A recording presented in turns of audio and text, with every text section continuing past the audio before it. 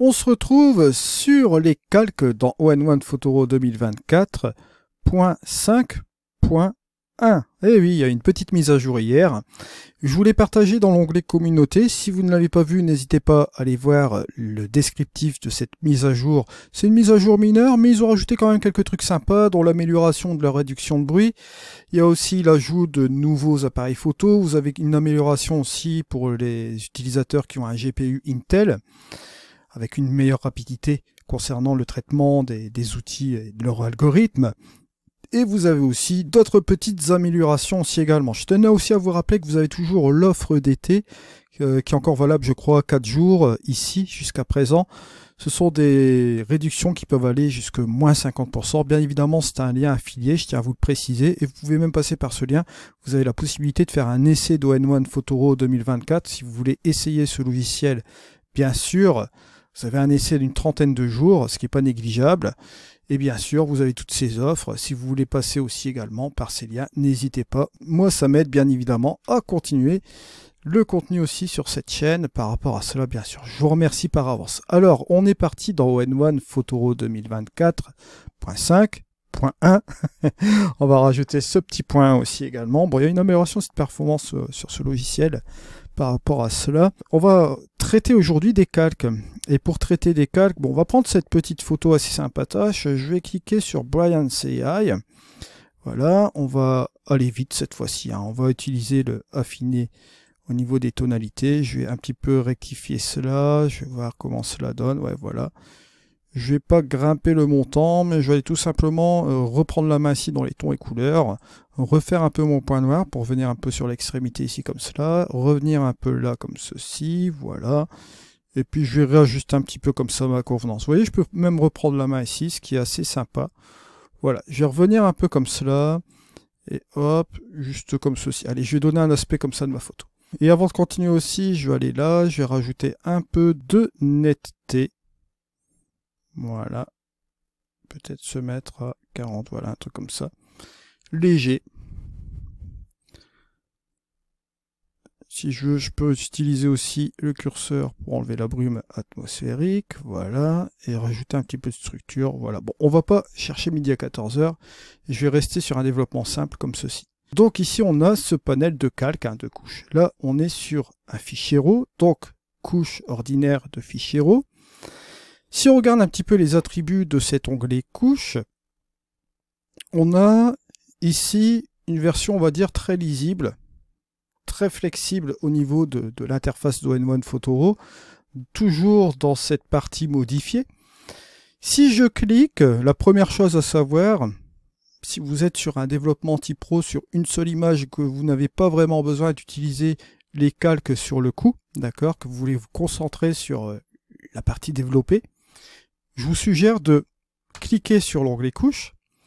Et là, vous n'aurez plus les attributs de la couche qui seront visibles, bien sûr. Vous pourrez vous concentrer tout simplement sur votre partie ici de votre développement en haut.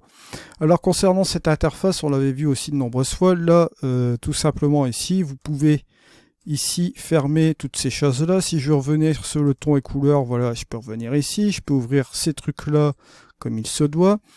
Mais si je veux avoir encore une autre visibilité sympa, je peux revenir aussi ici. Je peux tout simplement me mettre en mode solo, comme vous le voyez ici. Et si je me mets en mode solo, hop, je vais cliquer ici, voilà, sur la Brigance AI. Je peux même cliquer sur les autres intitulés pour réduire un peu tout cela, vous voyez, pour que ce soit un petit peu moins grand au niveau de la Brigance AI. Si je clique par exemple sur l'onglet ton et couleurs, eh ben, il y a l'onglet ton et couleurs qui va se déplier. Mais la Brigance AI sera dépliée. Si je viens ici, par exemple, que je prends les corrections d'objectifs, bah, ça va venir sur les corrections d'objectifs et le reste va se replier, bien sûr. Alors, bien évidemment, c'est au goût de chacun. Moi, je ne le laisse pas en mode solo, je le laisse comme ceci, je l'ouvre comme cela. Bon, ça me convient amplement comme cela. Mais vous pouvez vous mettre en mode solo. Petit truc à savoir aussi également. Alors pour reprendre cet onglet de couche, là vous voyez que dans ce truc développé, bon, ce que je vais faire c'est agrandir l'interface qui est très pratique aussi, voilà. Comme ça on y verra un petit peu plus clair sur ce panel. Sachez quand même une petite chose. Lorsque vous faites votre travail, je vous avais dit aussi que c'était paramétrable ici au niveau de cette interface. Je reviens quand même à cette interface aussi avant d'entraîner les calques.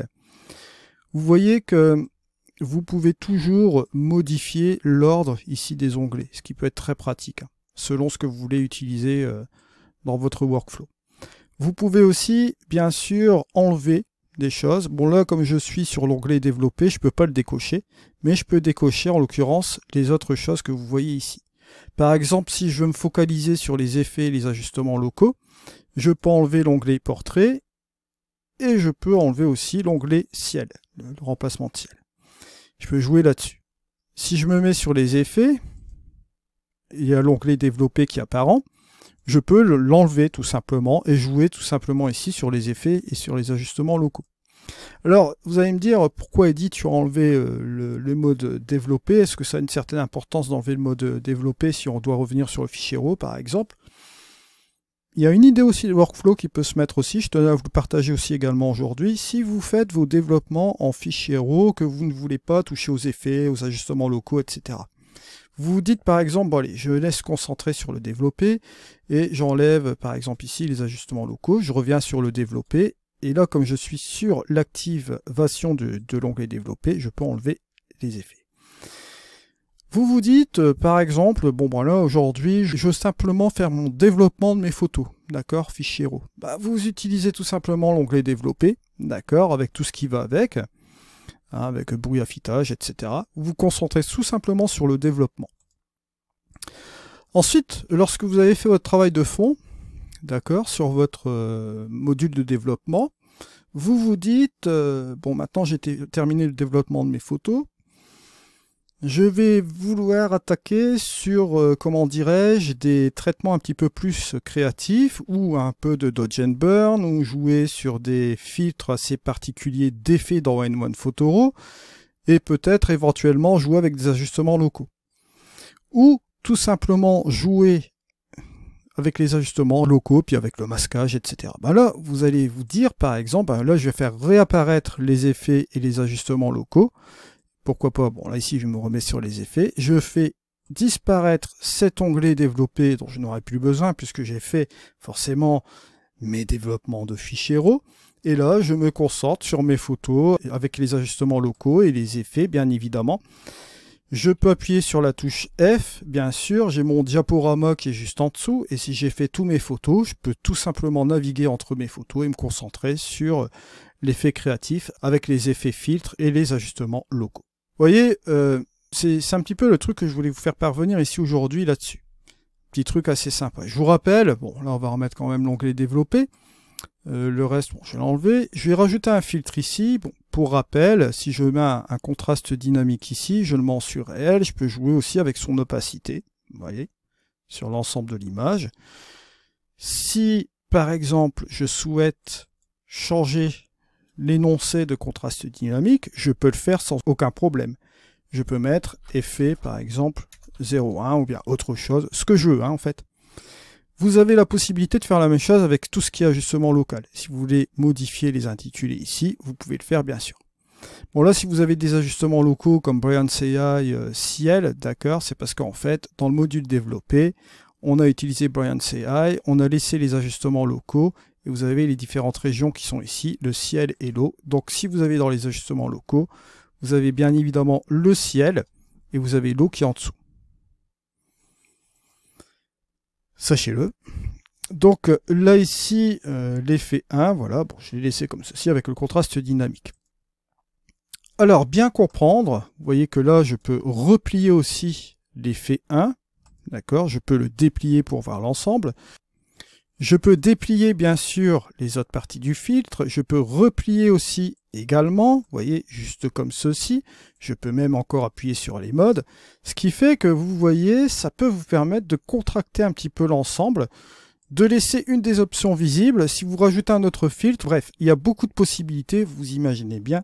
au niveau de la configuration de ce logiciel, il est vraiment personnalisable, c'est-à-dire il va se référer un peu sur votre workflow personnel. Si vous avez envie de prendre une direction particulière avec ce logiciel, c'est à vous de donner les directives. Vous êtes le chef d'orchestre.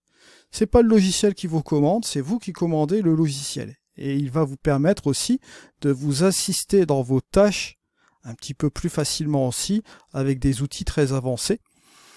C'est un outil qui, pour ma part, est intéressant puisque je pense qu'ON1 a réussi à rester dans la technologie en maintenant les outils classiques et c'est l'intérêt de ce logiciel. C'est pour ça que je suis revenu encore dessus cette année. Je vous en avais parlé en 2022.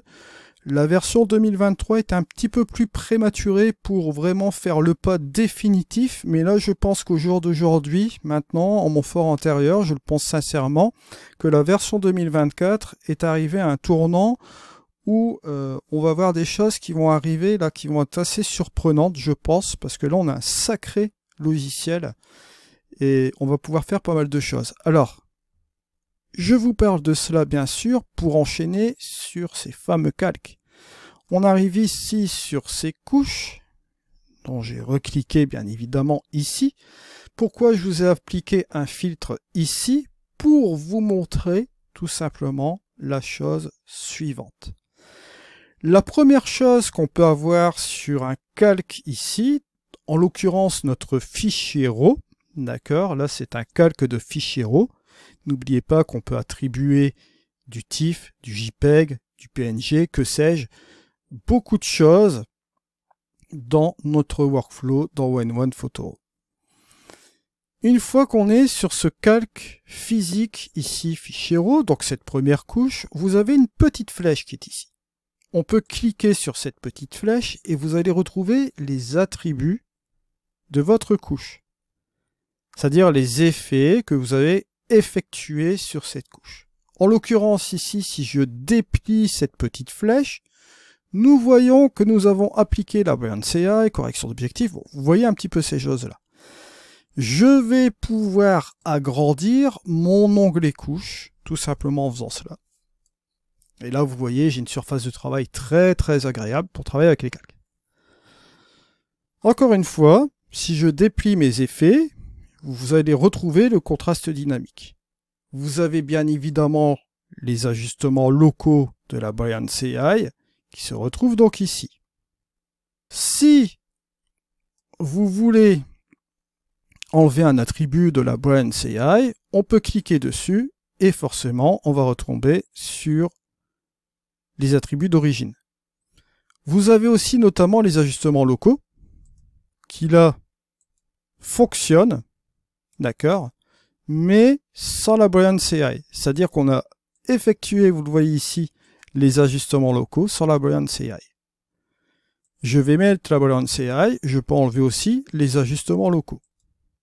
Il n'a pas d'ordre. Si je veux enlever un truc particulier, vous voyez, je l'ai ici. Et on n'est pas obligé de, comment dirais-je, de partir dans un autre onglet. C'est directement disponible sous la couche, comme vous voyez ici. C'est un avantage certain.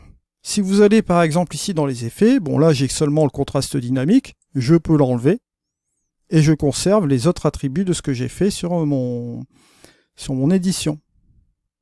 D'accord? Ce qui fait que ça peut me permettre de voir certaines choses, de revisualiser, recontextualiser mon édition dans ce logiciel et de rectifier comme il se doit si j'en ai besoin, bien sûr. Si par exemple je me dis, bah, tiens, avec le contraste dynamique, je vois que ça peps un petit peu trop, je sais que c'est dans les effets, bah, hop, je retourne ici dans mes effets, bon là il est ici, je vais le descendre un petit peu comme cela. À noter par exemple si je rajoute un autre filtre, si j'ajoute par exemple bon, les courbes qui sont là, je vais hop baisser ma courbe, bon, là ici, on a baissé la luminosité. Vous voyez que là, je peux enlever aussi ma courbe, la luminosité. Je peux enlever mon effet ici de contraste dynamique en isolement seul et enlever la courbe aussi également. Vous voyez que bon, c'est beaucoup plus simple de travailler comme ceci.